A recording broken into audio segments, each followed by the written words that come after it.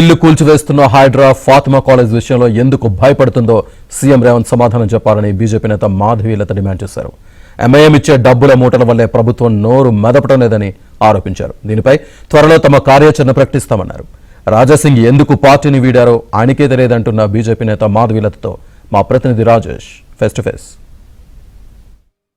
తెలంగాణలో నెలకొన్నటువంటి రాజకీయ సమీకరణాలు పరిస్థితులపై మనతో మాట్లాడడానికి Bharatiya Janata party senior leader, Hyderabad BJP party నుంచి కంటెస్టెంట్ చేసినటువంటి సీనియర్ నేత మాధవీలత గారు మనతో పాటు ఉన్నారు. మీరు చెప్పండి, ఏంటి అసలు మీ కాన్స్టిట్యూన్సీలో బాగా ఈ మధ్యకాలంలో ఎక్కువ హడావిడి చేసి మళ్ళీ యాక్టివ్గా పెంచినట్టు?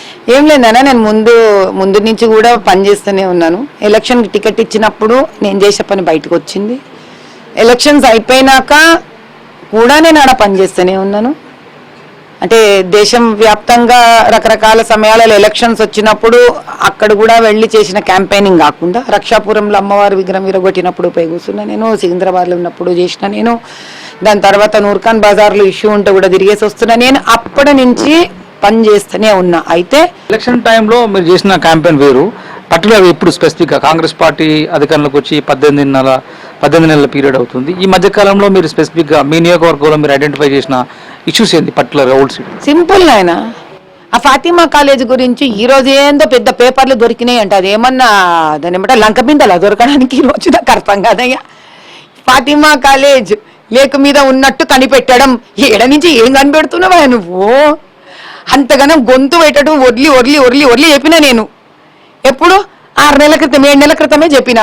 ఏమంత పెద్ద విషయమే నాకు అది కనిపెట్టడానికి? ఆస్తులు కనిపెడుతున్నావు, ఏమన్నా పెద్ద భూమిలోంచి ఖనిజాలు కనిపెడుతున్నావా? తెలియదా నీకు? ఇప్పుడు మళ్ళీ మాట వేసిండ్రంటే ఏదో లఫ్డా ఉంది స్వామి దీని వెనుక.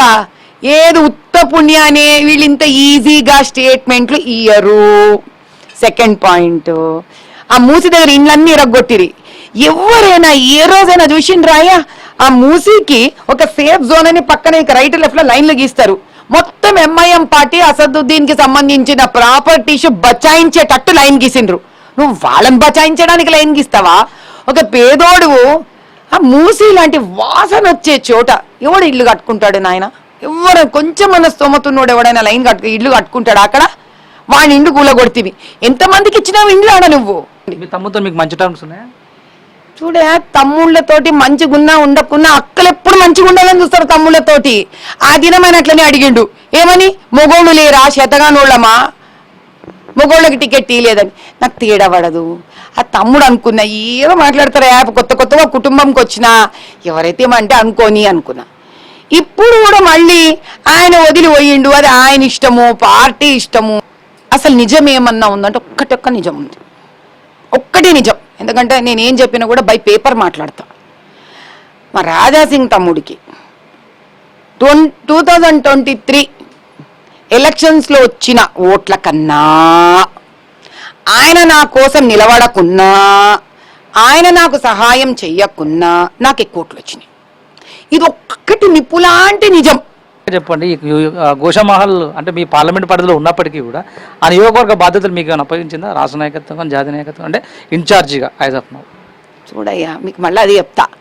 ఒక స్పెసిఫిక్ గోషామహలే నాకు ఇవ్వాల్సిన అవసరం లేదు.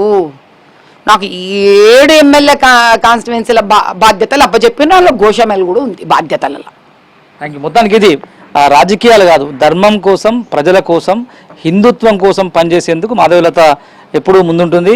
పాత బస్తీలో ఉన్నటువంటి సమస్యలను ఎప్పటికప్పుడు బయట పెడతాం. ఫాతిమా కాలేజ్ విషయంలో రాష్ట్ర ప్రభుత్వ వైఖరిని ఎండగట్టేందుకు కూడా భారతీయ జనతా పార్టీ సమాయత్తం అవుతుంది. ఆ పార్లమెంట్ సెగ్మెంట్ ఆస్పిరెంట్గా పోటీ చేసిన వ్యక్తిగా తనపైన బాధ్యత ఉంది. అక్కడ నుంచి ఏ రకమైన సమస్య వచ్చినా ప్రభుత్వం దృష్టికి, తమ అధిష్టానం దృష్టికి తీసుకెళ్తామని చెప్పి మాధవీలత చెప్తున్నారు.